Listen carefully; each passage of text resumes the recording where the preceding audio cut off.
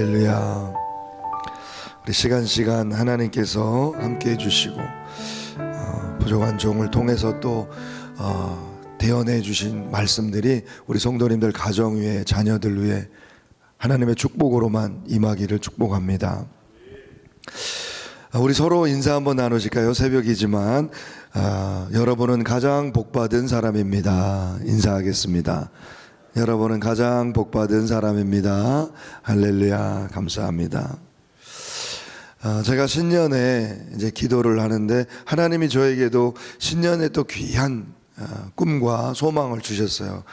그 송구영신 예배 끝나고 1월 1일이 되는데 하나님이 정말 영감 있는 꿈을 주셨는데 저 혼자 이렇게 꿈을 꾼 게 아니라 성도님들 가정이 여러 가정이 비슷한 꿈을 꾸신 거예요. 그걸 나중에 간증으로 제가 들은 겁니다. 근데 그 중에 권사님 한 분이 오셔서 같이 전도대 이제 첫 주에 전도를 하는데 간증을 하시는 거예요. 목사님, 신년에 제가 꿈을 꿨는데 목사님이 나오셨어요. 그러길래 이렇게 유심히 들었더니 이제 권사님 가정이 예배를 드리고 주일에 예배를 드리고 식당에 가서 식사를 이제 하는데 줄을 쭉 서서 이제 밥을 받는데 접시에다 밥을 받는데 목사님이 배식을 하더랍니다. 목사님이 배식을 하는데 이렇게 음식을 목사님이 떠서 딱 그 권사님 접시에다가 놓으려고 하면서 한마디 하시더래요. 권사님, 이 음식을 그 접시로 다 받으실 만 하시겠어요? 그릇을 크게 준비하세요 하고 꿈이 깼더랍니다. 하나님께서 우리 성도님들에게 부어주실 복이 많이 있으신 줄로 믿습니다. 큰 그릇을 준비하셔서 하나님이 부어주시는 그 복을 담고도 남는 풍성한 여러분 은혜의 그릇을 준비하시는 저와 여러분들 되시기를 축원합니다. 열왕기하 4장에 보면은 엘리사 선지자가 한 선지자 생도의 아내를 만나는 장면이 기록되어 있습니다. 선지자 생도가 이제 열심히 사역을 하다가 불행하게도 먼저 하늘나라로 간 거죠. 근데 아들 둘이 있었던 이 여인이 간절하게 엘리사 선지자에게 호소하는 거예요. 저희가 빚을 져가지고 채주가 이제 찾아와서 아이 둘을 다 종으로 팔라고 합니다.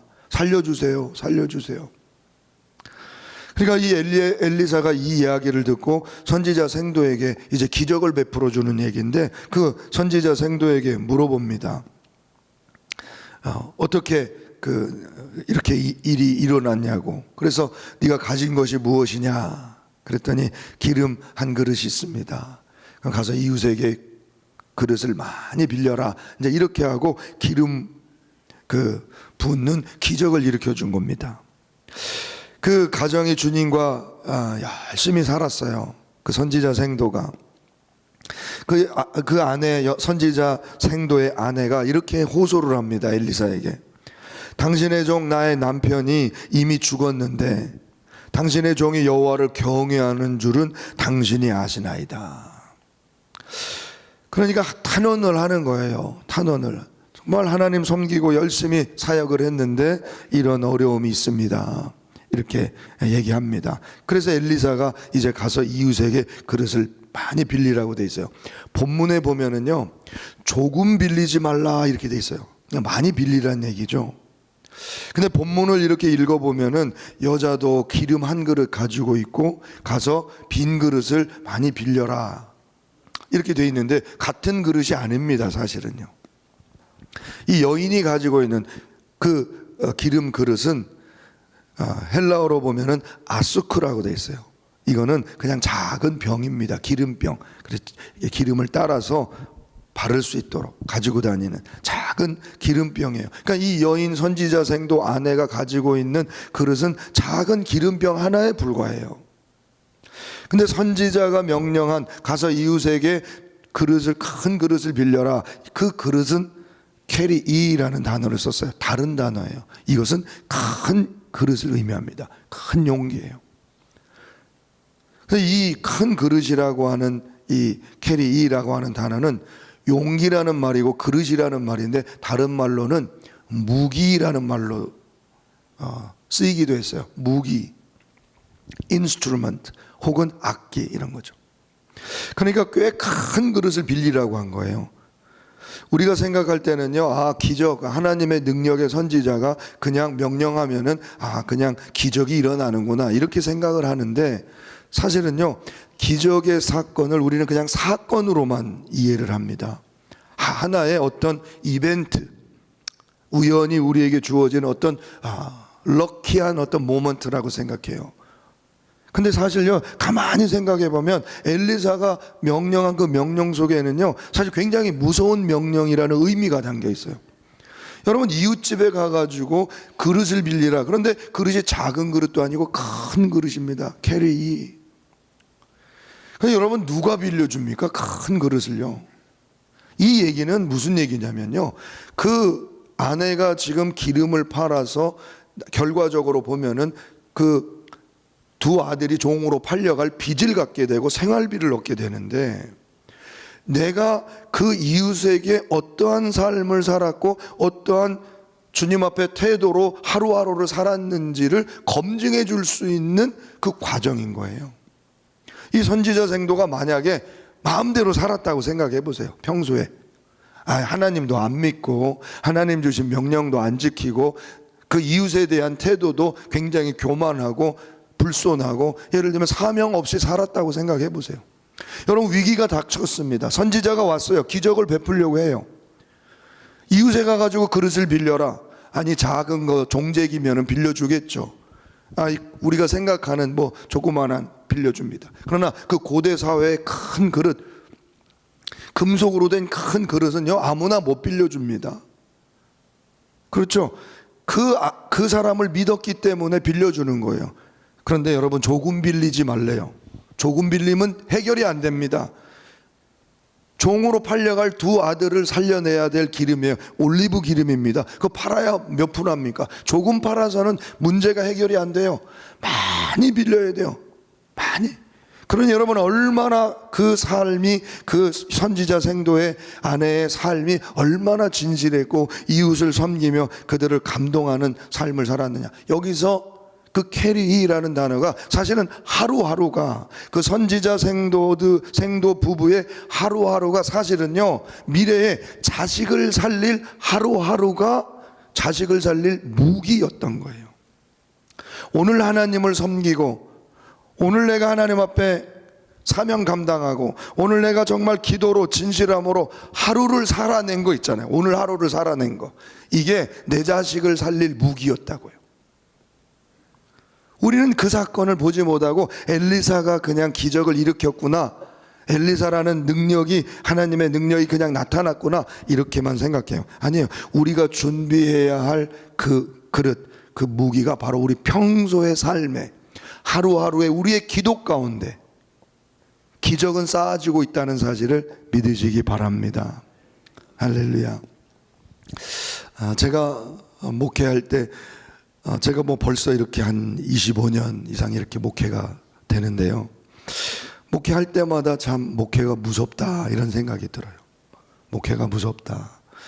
우리 성도님들, 장로님들이 참 잘해 주시고, 우리 목사님 늘 저를 배려해 주시고, 불편한 거 없냐고 이렇게 해 주시고 하시는데요, 단에 설 때마다 왜 이렇게 떨리는지, 뭐 우리 춘천 신성교회 뿐만 아니라 어디를 서든지, 설교단에 서든지, 언제 어떤 예배에 서든지 얼마나 하나님이 정말 보고 계시는 그 마음이 얼마나 무거운지 몰라요.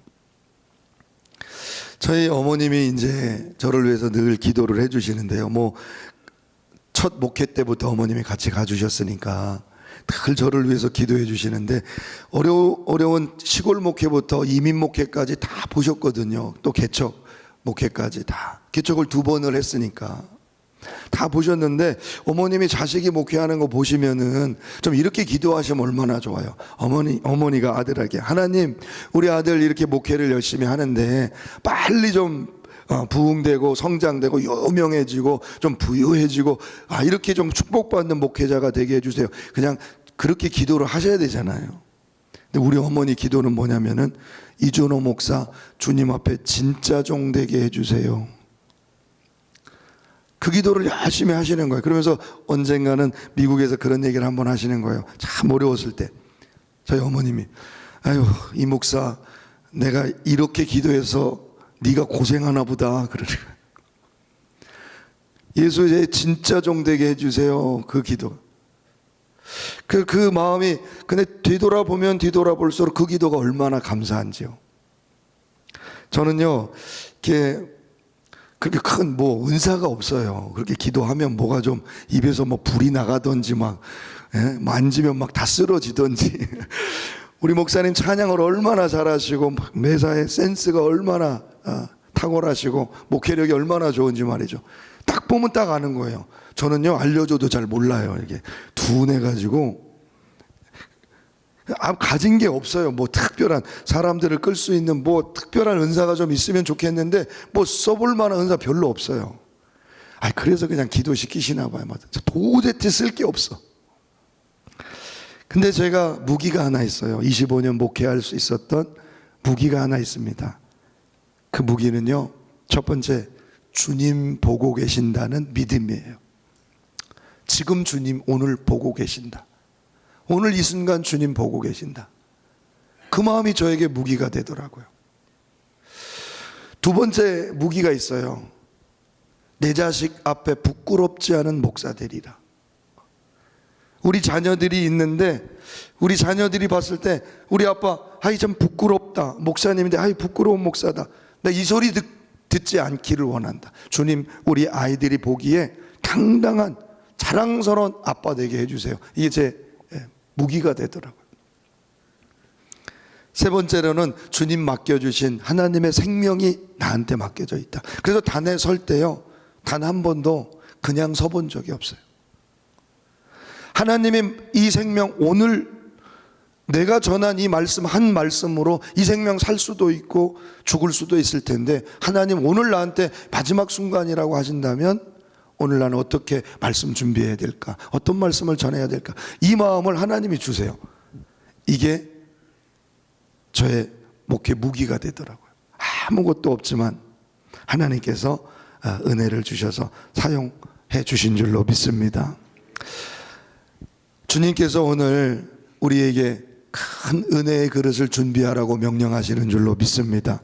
자, 우리가 어떻게 해야 그럼 큰 그릇을 준비해야 될까? 어떤 그릇을 준비해야 될까? 첫 번째, 믿음의 그릇을 준비해야 됩니다. 창세기 22장 12절에 보면 하나님께서 아브라함을 칭찬하시면서 천사를 통해서 아브라함의 믿음을 인정하시죠. 창세기 22장 12절에 이렇게 인정합니다. 아브라함에게 내가 이제야 네가 하나님을 경외하는 줄을 아노라. 하나님께서 천사를 통해서 이제 이삭을 번제로 바치는 아브라함의 믿음을 인정해 주신 거예요. 이제야 네가 나를 경외하는 줄 아노라. 아브라함이 그 독자 이삭을 100세에 얻은 독자 이삭을 바치는 거예요. 제단에 올려놓고 하나님의 명령을 순종하고 그 명령을 따라서 칼을 내리 꽂으려고 한 거죠. 그 믿음 얼마나 대단합니까? 저는요 이 장면을 보면 이성적으로는 이해가 가요. 아브라함 믿음 대단하다. 그리고 히브리서 말씀에 보면은 히브리서 11장 19절에 보니까 그가 하나님이 능히 이삭을 죽은 자 가운데서 다시 살리실 줄로 생각한지라. 비유컨대 그를 죽은 자 가운데서 도로 받은 것이라. 그러니까 부활을 믿은 거죠. 내가 잡는 이삭을 죽인다 할지라도 하나님 부활시킬 걸 믿고 칼을 내리 꽂으려고 했다. 이해가 가요. 이해가. 근데 정말 주님이 하나님이 저한테 명령했다면 나는 내 아들을 칼로 내리칠 수 있을까? 굉장히 고민했을 것 같아요. 두려워했을 것 같아요. 쉬운 일이 아니라고 하는 마음이 늘 제가 목회하면서 늘 이 마음이 머리로는 이해가 가는데 그럴 법한데 정말 나에게 그 명령을 주셨을 때 이게 가능한 일일까? 이런 생각을 많이 했어요. 그런데 제가 우리 자녀들을 이제 미국에서 키우면서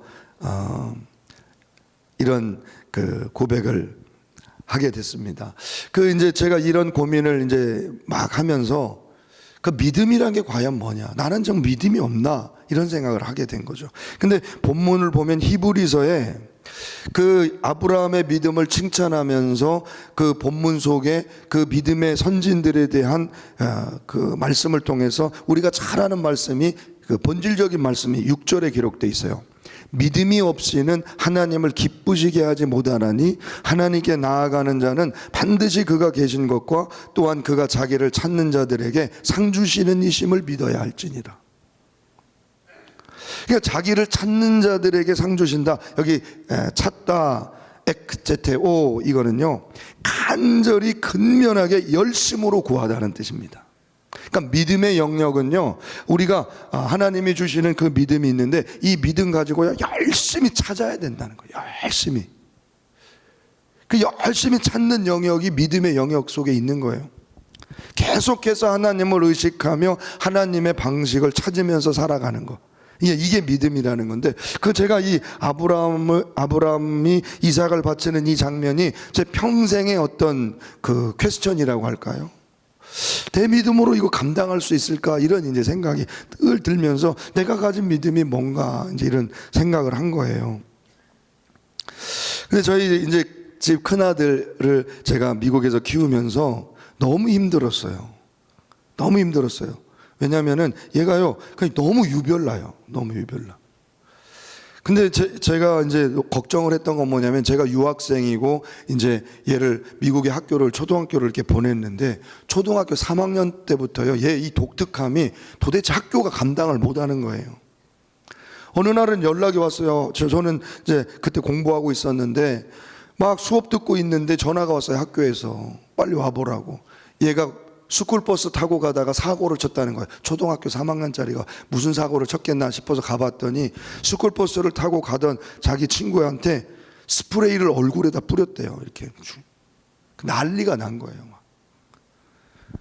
그리고 그 운전기사가 스탑하고요. 거기 이 미국은요 이 스쿨버스에서 범죄가 많이 일어나요. 아이들 그 불링이라고 하거든요. 막 때리고 막 하고. 근데 좋은 동네고 그런데 그런 일이 없는데 얘는 호기심으로 저는 조금 했는데 이게 학교에서는요 엄청난 사건이 된 거예요. 얘가 학교 다니는 동안에는 스쿨버스 이제 못 탑니다. 금지 유령이 내린 거예요.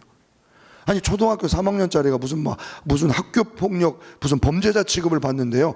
유학생이고 제가 이민자니까 뭐 그게 얼마나 크게 다가오는지 막. 초등학교 3학년짜리를 집에 데리고 와서 때렸어요. 너 이렇게 하면 되냐고 막. 너무 속상하고 모든 게 불안하고 얘 어떻게 되려고 그러나. 근데 얘가 또 그 다음날 가가지고 며칠 지나서는요 또 애들 몰고 다니면서 또 한 아이 유대인. 그러니까 저는 성경을 가르쳤는데 지 나름대로는요 유대인은 나쁘다 이게 또 있었나 봐요. 그래서 유대인을 또 가가지고 막 걔가 무슨 죄가 있다고 걔를 뭐 이렇게 놀린 겁니다. 막 여러 애들 데리고 가가지고. 그래도 교장 선생님이 이게 인권 침해고 이게 문제가 굉장히 심각하거든요. 이게 차별 이런 거.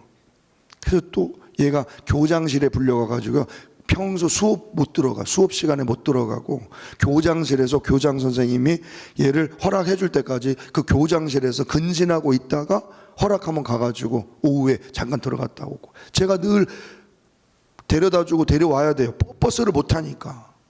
학교 가기 전에 그걸 해야 돼. 얼마나 속상하고 얼마나 불안하고 고통스러운지. 매일 때렸어요. 걔를. 미국에서는 절대 그러면 안 되거든요. 근데 얘가 감당이 안 되니까 얘를 막 때리고 강압적으로 제가 그렇게 교육을 한 거예요. 그래서 그렇게 키웠는데 어느 날 이제 아브라함이 생각나는 거예요. 아브라함이 생각나는데 하나님이 이런 마음을 주세요. 제 마음속에 내가 아브라함에게 이삭을 바치라고 할 때 어떻게 요구했겠니? 이런 마음을 주시는 거예요. 네 아들 갖다 바쳐, 네 아들 갖다 죽여, 이렇게 요구했겠니? 근데 그 마음이 어느 날 이렇게 전달되는데 하나님이 이렇게 말씀하신 것이 느껴지는 거예요. 네 아들, 내가 너보다 네 아들을 더 사랑하는 줄 아느냐? 내가 너보다 더 내 아들 복되게 할 수 있는 거 믿느냐? 너 네 손에서 내 손에게 네 아들을 넘겨줄 수 있겠어?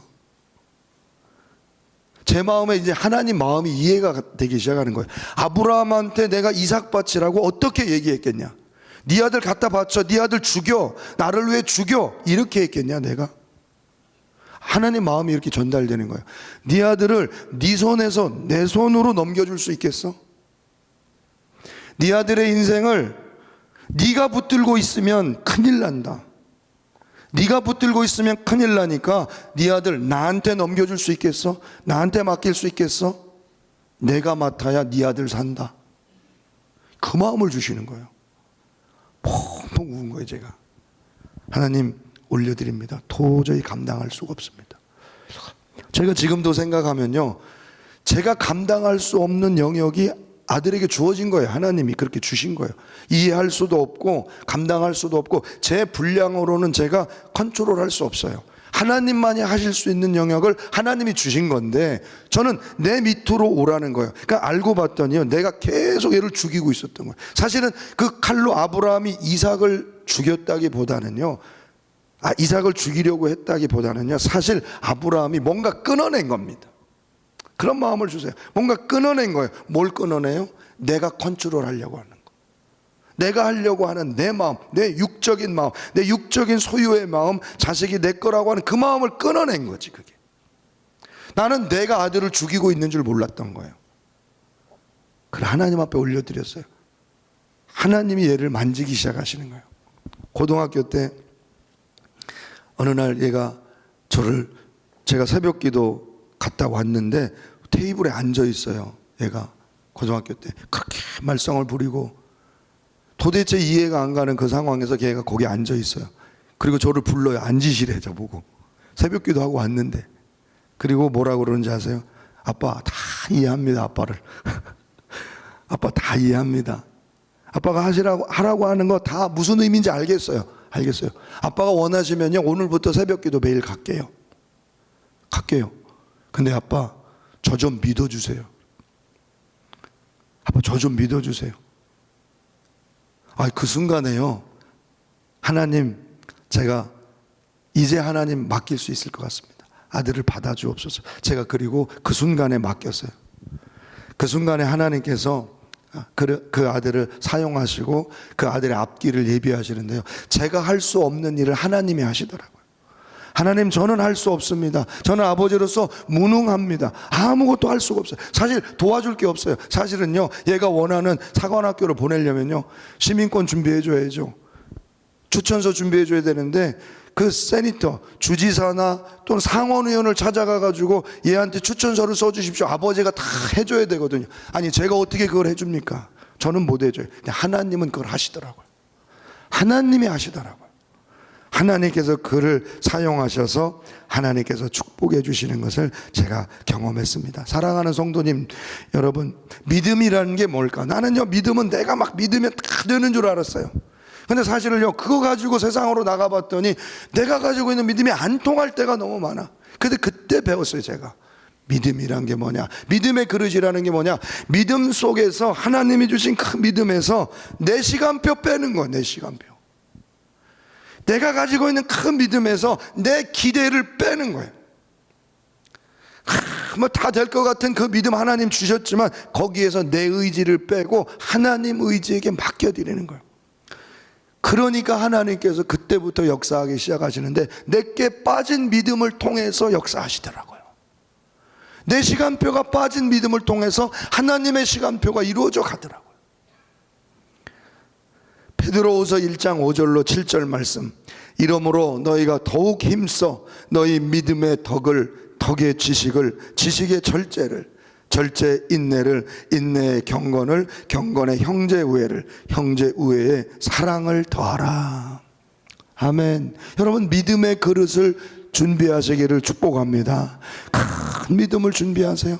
내게 빠질수록 내 그릇은 커집니다. 내 시간표가 빠질수록 내 믿음의 그릇은 커져요. 여러분, 하나님만이 영광 받으시는 큰 믿음의 그릇 준비하시기를 축복합니다.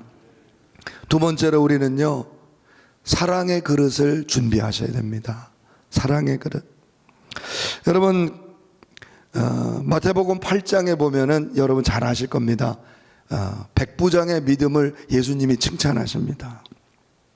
8장 10절에 보니까 예수께서 들으시고 놀랍게 여겨 따르는 자들에게 이르시되 내가 진실로 너희에게 이르노니 이스라엘 중 아무에게서도 이만한 믿음을 보지 못하였노라. 이 백부장의 믿음을 예수님이 칭찬하시는데, 믿음을 칭찬하시는구나, 우리는 이제 이렇게 생각을 하잖아요. 근데 사실은요, 그 속에 예수님이 보시는 그 백부장의 깊은 사랑이 있었다는 사실을 우리가 기억하셔야 돼요. 먼저 여러분, 이 백부장을 예수님이 뭐라고 불렀냐면요, 이스라엘 중에 아무에게서도 이만한 믿음을 보지 못하였노라. 백부장은 로마인입니다. 로마인, 이방인이죠. 할렐루야. 그렇죠?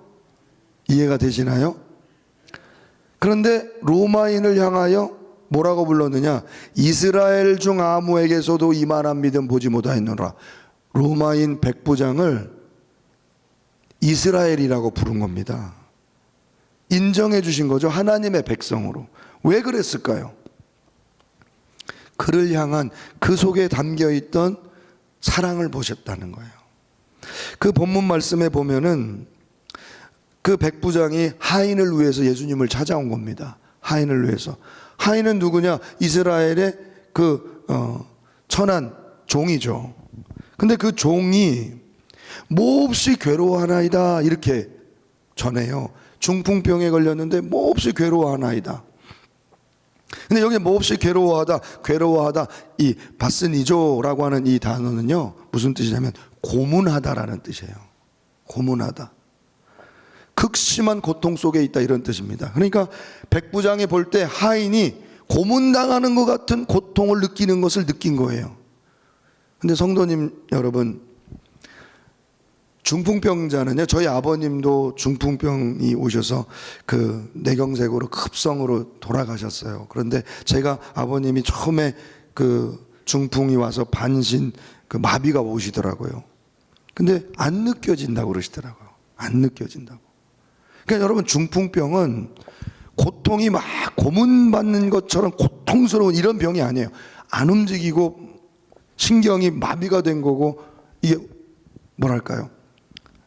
그 고통이 그 육체가 안 움직여져서 그 육체를 움직이려고 하니까 온 얼굴이 막 다 찌그러지고 이렇게 되는 거죠.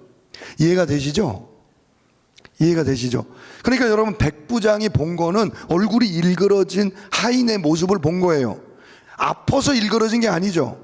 그런데 그 백부장은 그가 얼굴이 일그러지고 몸이 뒤틀어져서 부자연스러운 그의 중풍병의 증세를 어떻게 느꼈느냐? 고통스러워하는 영혼의 고통으로 느껴진 거예요. 고문받는 고통 같은 깊은 고통을 느낀 거예요. 여러분, 그게 사랑하지 않으면 안 느껴져요. 사랑하지 않으면.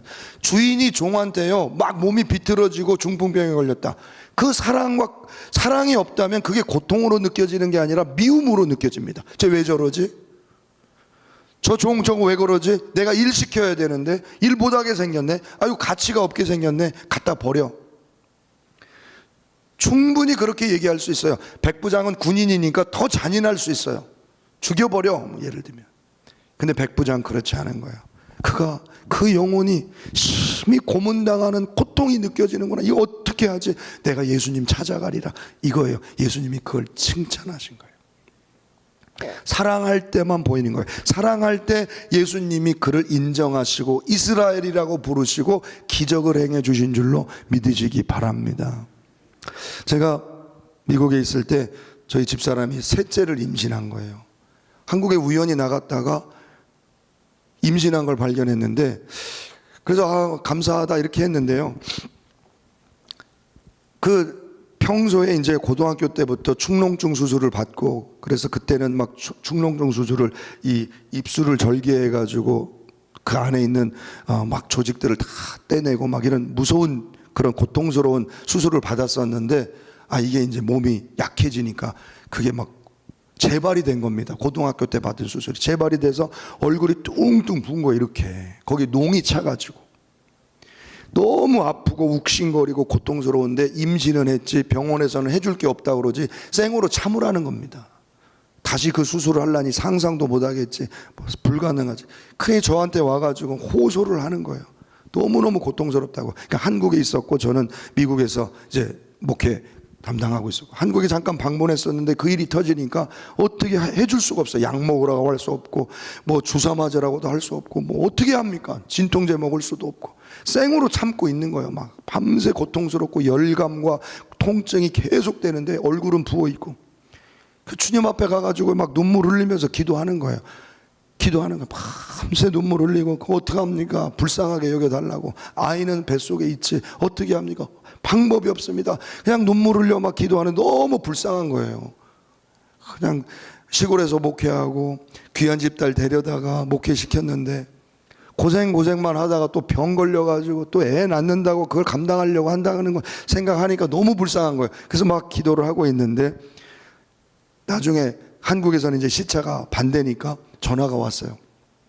여보, 이상해. 뭐가 자꾸 나와. 그래요. 뭐가 자꾸 나와, 여보.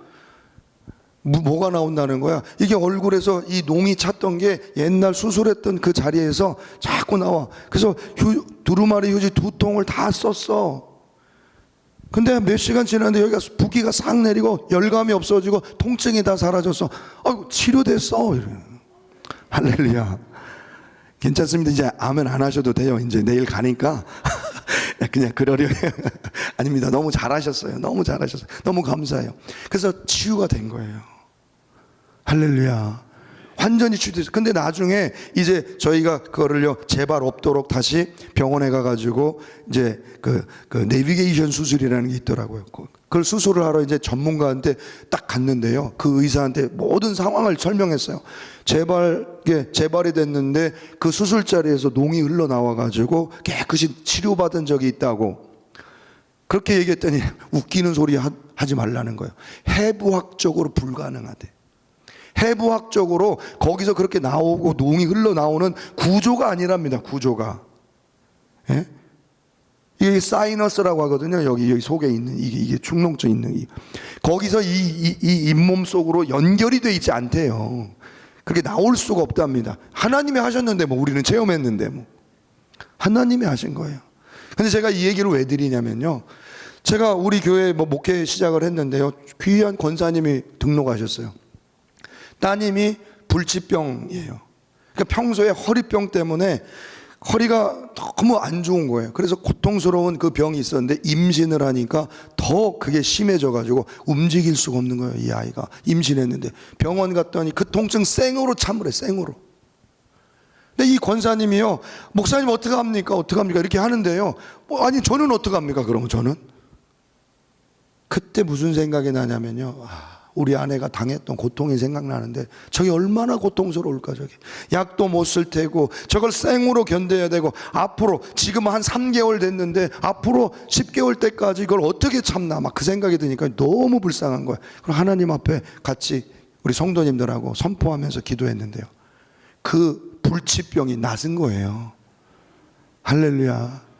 그 통증 어떻게 한양대학교 병원에 와가지고 막 호소를 했는데 정 안 되면 약 드세요 하고 약까지 지어왔어요. 근데 여러분, 산모가, 임산부가 그걸 먹을 수 있습니까? 못 먹는 거예요. 하나님이 고치셨는데요, 통증이 사라지고 걷기 시작하고요, 지금은 출산달 얼마 안 남았습니다. 여러분, 그게 우리의 능력이 아니라 우리가 가지고 있는 가장 큰 사랑의 그릇을 통해서 하나님께서 역사하시더라고요. 여러분, 사랑의 그릇을 준비하시기를 주님의 이름으로 축원합니다. 마지막으로 여러분, 거룩한 그릇을 준비하세요. 거룩한 그릇을 거룩하게 여러분 넓히시기 바랍니다. 오늘 본문 말씀에 보면은 열왕기하 2장 11절 말씀이, 두 사람이 길을 가며 말하더니 불수레와 불말들이 두 사람을 갈라놓고 엘리야가 회오리 바람으로 하늘로 올라가더라. 여러분, 두 사람이 갈라졌다고 그러는데, 여러분, 엘리야가 불수레 불말 타고 올라가는 이 장면을 보면은요, 우리는 그냥 야 너무 신기하다, 와 어떻게 사람이 불말 불병거를 타고 하늘로 올라가지, 이런 생각을 합니다. 마치 에녹이 어떻게 죽음을 맛보지 않고 세상에서 떠나갔을까? 하나님이 데려가셨을까? 여러분, 우리는 이런 생각을 해요. 여러분, 그의 삶이 이 땅에서나 마지막 순간까지 하나님과 거룩하게 교제하고 하나님과 동행했다는 사실을 우리가 발견할 수 있는 거예요. 이 땅에 매일매일의 삶이 어땠느냐? 그는요, 두 사람을 갈라놨다. 세상 사람과 하나님의 사람을 하나님이 갈라놓으신 거예요. 거룩함입니다. separation, 분리함, 거룩함. 그의 삶이 구별돼요. 더 이상 이 세상의 것들과 함께할 수 없을 정도로 하나님의 사람인 거예요. 여러분, 우리가 날마다 하나님과 교제하시고 하나님과 동행하시는 저와 여러분 되시기를 주님의 이름으로 축복합니다. 그가 올라갔다 이렇게 돼 있거든요. 알라, 이 단어는 무슨 뜻이냐면 올라가다 혹은요 만나다, 방문하다는 뜻입니다. 그가 하늘로 올려졌다는 것은 누구를 만나러 간 거냐? 하나님 만나러 간 거예요. 그가 산채로 하늘로 올려졌다는 건 이 땅에서 매일매일 누구 만나고 살았냐? 매일매일 하나님 만나고 산 거예요. 매일매일 하나님 만나고 산 사람이 결국에 여러분 하나님과 한순간도 떨어질 수 없는 그 은혜 가운데 들어간 거, 그게 천국입니다. 그게 천국이에요. 우리가 여러분 이 땅에서의 삶을 거룩하게 세상과 구별된 삶을 날마다 하나님 만나면서 살아가는 거, 그게 거룩의 그릇인데 그게 크게 준비될수록 우리는 불말과 불병거를 타는 듯한 거룩한 체험과 승리를 얻게 된다는 사실을 믿으시기 바랍니다. 사랑하는 성도님 여러분, 기도 않고 감당하실 수 있겠어요? 매일매일의 삶, 우리의 삶의 큰 그릇, 여러분 우리가 기도하지 않고 그 축복을 여러분 준비할 수 있겠어요? 여러분, 사랑이 언제 나오겠어요? 사랑이. 여러분, 기도하지 않으면 사랑이 안 나와요. 내 속에서는 절대 사랑이 안 나옵니다. 이기심만 나옵니다. 욕망만 나옵니다. 기도하지 않으면 예수의 그 향기가 나올 수가 없어요. 기도할 때 예수님이 향기를 부어줘요. 예수님의 사랑을 부어줘요. 예수님의 믿음을 부어줘요. 예수님의 거룩을 부어줍니다. 여러분, 우리 끝까지 기억합시다. 기도할 때 하나님이 일하신다. 기도할 때 하나님이 무기를 주신다. 그게 여러분 우리의 하루하루가 되고 그게 기적의 역사를 이루고 우리 자식을 살려내는 놀라운 무기가 될 줄로 믿으시기 바랍니다. 우리 함께 기도하겠습니다. 주여 삼창하시고 우리 같이 기도할 텐데, 하나님, 오늘 내 삶이, 오늘 내 기도가 내 자녀를 살리는 무기가 되는 줄로 믿습니다. 오늘 내 기도가 아버지 하나님이여 우리 가족을 살리고 교회를 살리고 이 나라와 민족을 살리는 놀라운 그릇이 되고 능력이 될 줄로 믿습니다. 이 믿음 가지고 주여 삼창하시고 기도하겠습니다. 사자들이여 어서 가서 어둠을 물리치고 주의 진리 모르는 백성에게 복음의 빛 비춰라. 선한 사역 위하여 힘을 내라. 주 함께 하시겠네. 주의 크신 사랑